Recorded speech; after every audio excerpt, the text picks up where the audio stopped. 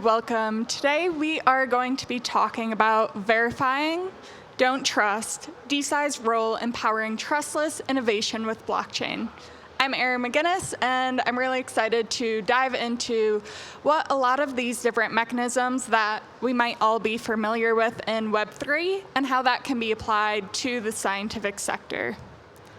I guess laying some initial groundwork, across the board, we're seeing how Web3 is disrupting these very trust-based systems, maybe different legacy systems across finance, governance, media.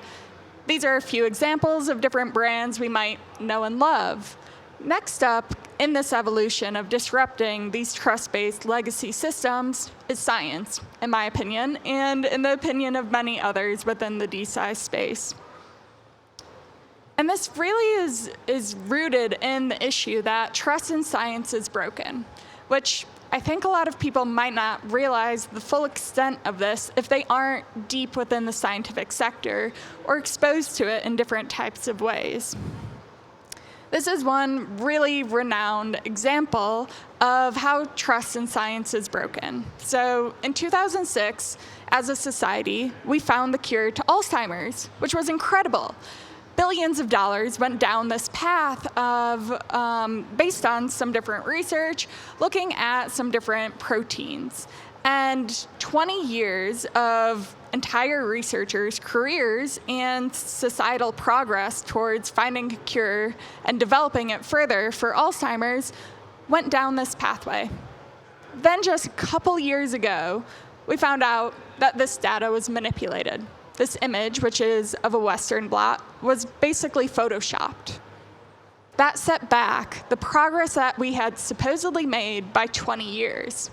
Imagine where we could be at today. Imagine the different people's lives it could have impacted. That's what I mean when trust in science is broken. And this is just one example. There are countless more. Other examples of how trust in society at large is broken are examples like this, a photoshopped image of the Pope. And this might do some harm within the religious sector, but at a large scale, this isn't costing people's lives. This isn't completely transforming the quality of their life. But science does, which is why this matters. And as we continue developing further into an era of AI, we'll see more and more examples like this, and examples like this within science as well. And with those developments, it will be harder to detect with even current mechanisms of addressing fraud within science to realize those manipulations of different data. And like we just discussed, that can result in setting back different fields by 20 years. Or that can mean the difference between life and death for countless people. Another example of this is within the vaccine space. So on the screen right now, this is a picture of COVID vaccines that have passed all of the manufacturing checkpoints. So this is up to quality standard right now, but there aren't really checks in place to determine, okay, at this type of kind of more critical, in-depth level, should this really be injected into people's bodies? And this might mean the difference between somebody getting life-altering side effects or the vaccine just not working for them or protecting them from different diseases. And some of the different mechanisms that Web3 can help enable in building these trustless systems can dive in at this level and give you the transparency to make the decision of, do you want to take this or not? It gives you the information you need to fully trust the different science, health, medicines you might be engaging with. And all of this really comes back to an underlying principle of, if it can be gamed, it will be gamed, especially if there are different economic incentives in place as well. A few different examples of this within the scientific sector of gaming science is across the board, starting at regular kind of consumer health type levels, all the way up to large biotech pharmaceutical companies, and also within the academic research space. Some examples are GSK. They had an acquisition that cost them $720 million. Just one deal. Post-acquisition, they found out a bunch of the data was manipulated.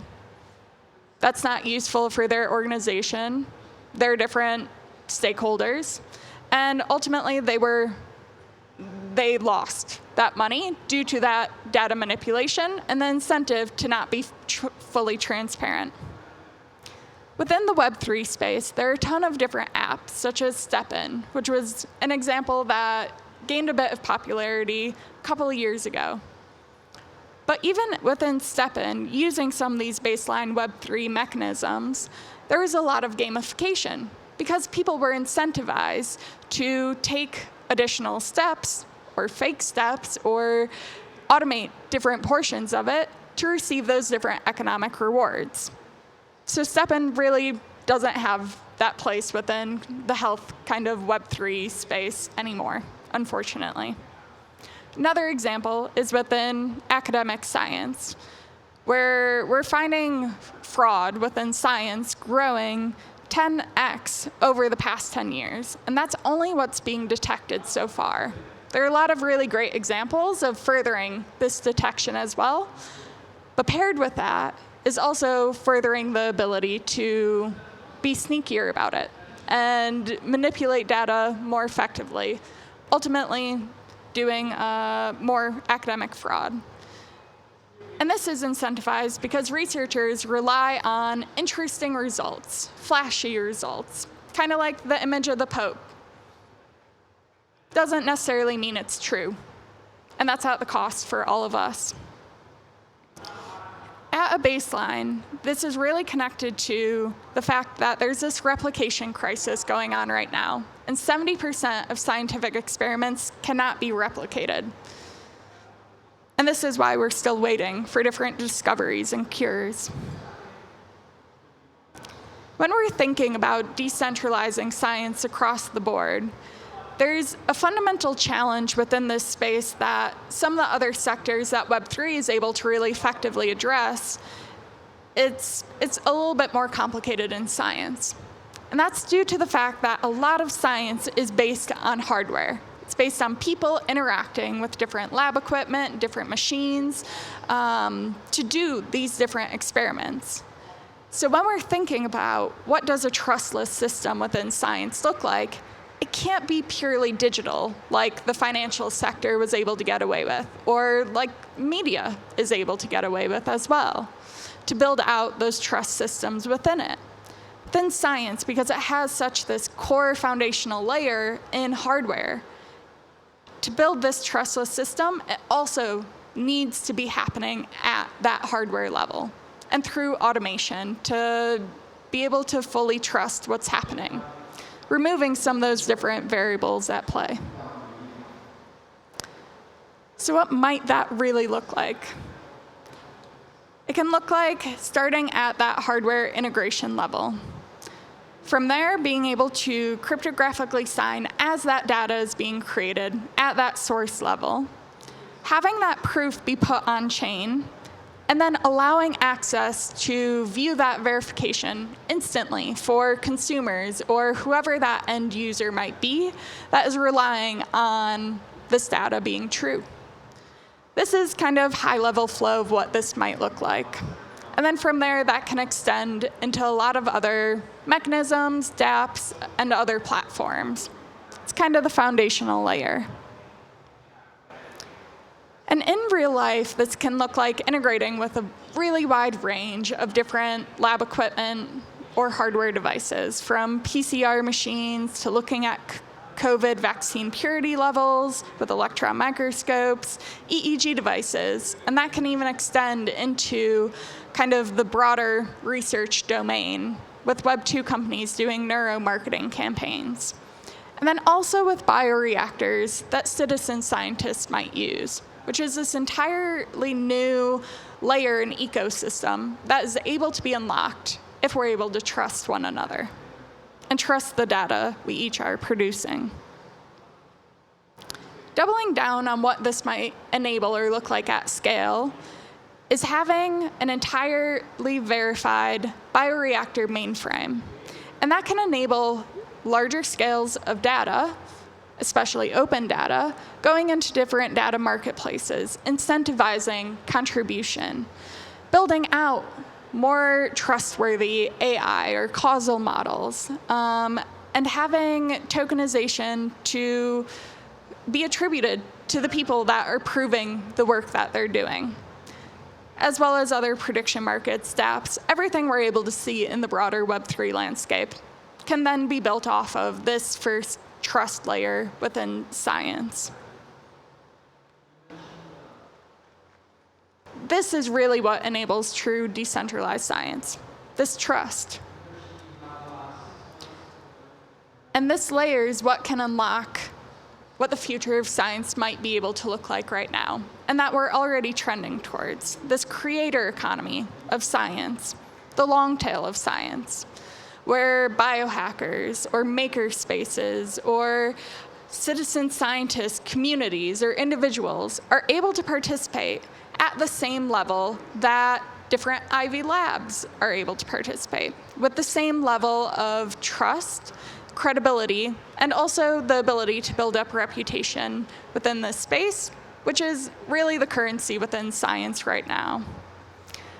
Paired with this is the fact that hardware costs are coming down. So different devices and equipment that used to be too expensive for the average person to be able to engage with or produce science with, now they're able to just have it at their kitchen table. The bioreactor, EEG devices are great examples of this. Another trend that's happening right now is historically, R&D funding has been monopolized to a few different countries. Now, a wider set of countries are heavily investing in R&D and kind of capturing those different markets. However, they're still not always able to play at the same level of like financial success or economic success as certain regions. By coming up to this standard of using real truth tech and trust tech, they're now able to play at this global scale, unlocking more and more participation, and that's really where discoveries of the future will likely come from. Which, coming back to the beginning, if more and more people were able to participate in exploring, hey, is this Alzheimer's research really true? Maybe instead of it taking about 20 years, could have only taken 2 or a couple months to realize, hey, maybe this isn't the best path to spend billions of dollars going down. And maybe other people's lives would be transformed in the meantime, too. If any of this resonates with you, we would love for you to connect. The DeSci space is a growing ecosystem, and there's more and more opportunity to be able to participate at any level. It doesn't require different credentials or background. It just requires the ability or willingness to participate and the willingness to be transparent, so trust can be exchanged throughout this entire system. My name is Erin Magennis. You can find me on X or Telegram at just my name, as well as Causality Network, where we're working on helping to enable the entire DeSci landscape, as well as a traditional science space under this umbrella. There are a lot of other incredible projects